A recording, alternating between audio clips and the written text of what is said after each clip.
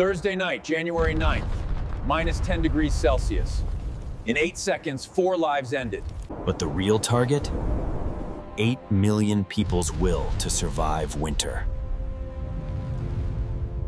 This is psychological warfare perfected. When you can't see your breath without cold piercing your lungs, every hour becomes a test of endurance. No heat, no water, no electricity. 25 wounded, 5 of them were rescue workers. Russia attacked the rescuers. Think about that. Even mercy becomes a target. But here's what the headlines miss. This week isn't just another attack. It's the opening move in a game that will decide Europe's future.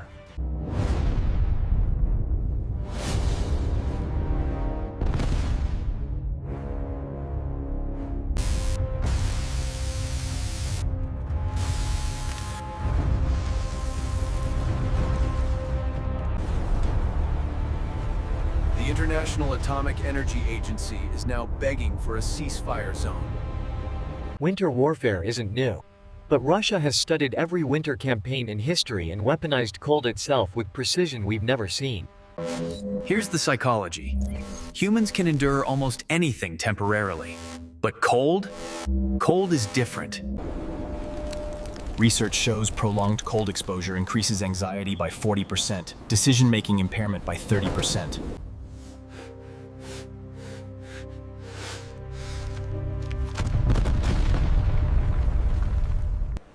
But Russia miscalculated one thing. Ukrainians have turned survival into resistance. Every generator shared. This is where infrastructure warfare backfires. Instead of breaking communities, it forges them. Shared suffering creates bonds stronger than steel. Yet the strain is real. Hospitals on generators, surgeries by flashlight. Every day without power. The human cost isn't measured in explosions. It's measured in heart attacks that can't be treated.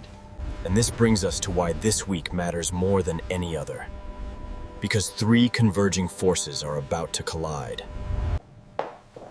Force number 1, peace talks, real ones, with Trump's administration actively pushing negotiations. France and UK have pledged peacekeepers, actual boots on the ground after any ceasefire. This isn't just talk, it's commitment with consequences. But here's the paradox. The closer we get to peace, the more brutal the war becomes. Each side is fighting for leverage at the negotiating table.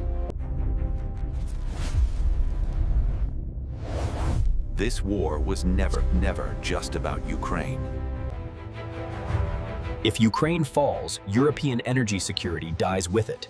Every capital knows this. Zelenskyy reshuffled his defense ministry this week. In wartime, that's not bureaucracy. It's desperation or preparation. Probably both.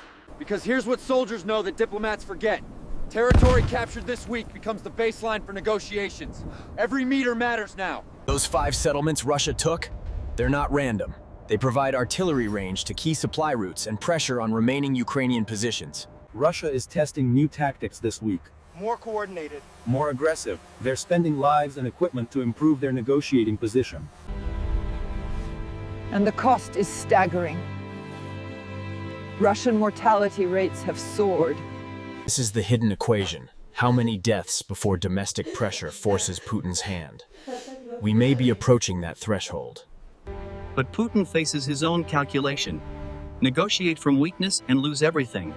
Push too hard. This is why this week's nuclear plant incident matters so much.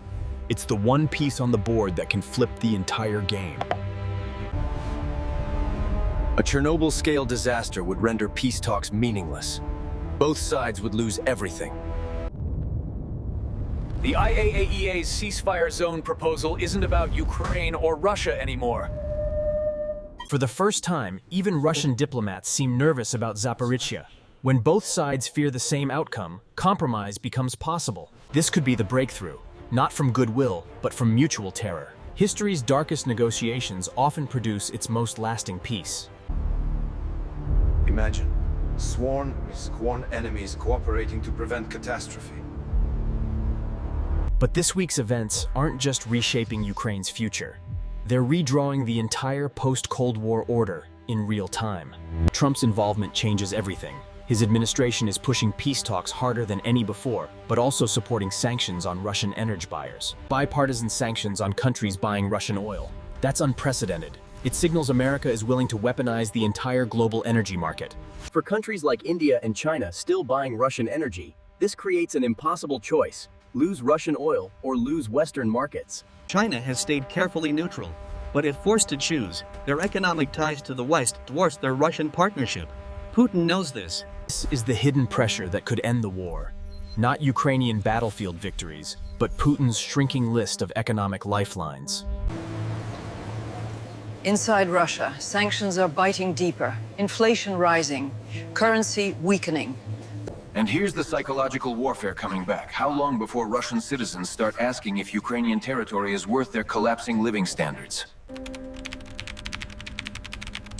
Dissent is growing, even amid the heavy repression. Meanwhile, Europe is preparing for something unprecedented, deploying troops to a conflict zone with Russia. The peacekeeping pledge is being operationalized. UK and France aren't just offering peacekeepers, they're planning force structures, logistics, and most critically, rules of engagement for if Russia attacks them. This is the gamble. Peacekeepers make ceasefire violations costly for Russia, but they also create tripwires that could trigger direct NATO-Russia confrontation. For NATO, this is existential. If peacekeepers deploy and fail, the alliance's credibility Ds. Europe is fracturing over this decision. Eastern nations want maximum commitment. But let's return to where this started, the people enduring this hell. Because all the geopolitics means nothing if we forget them. Schools still open, hospitals still running, theaters still performing.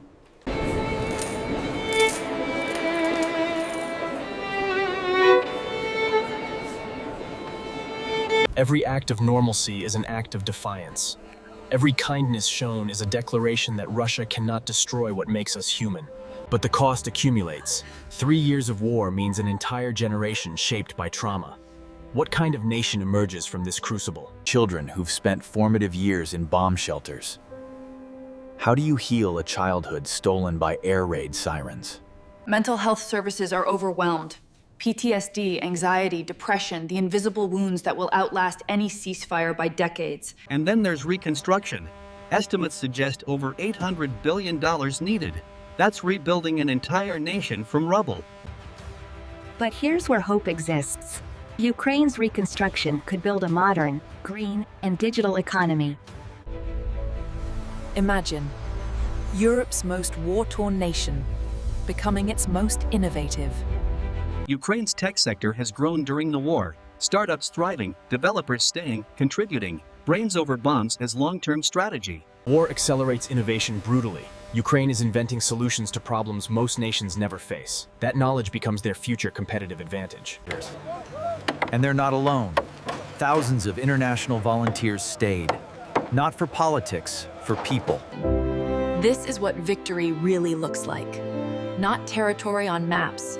So why does this week matter more than the 156 weeks before it? Because all the pieces are finally moving simultaneously.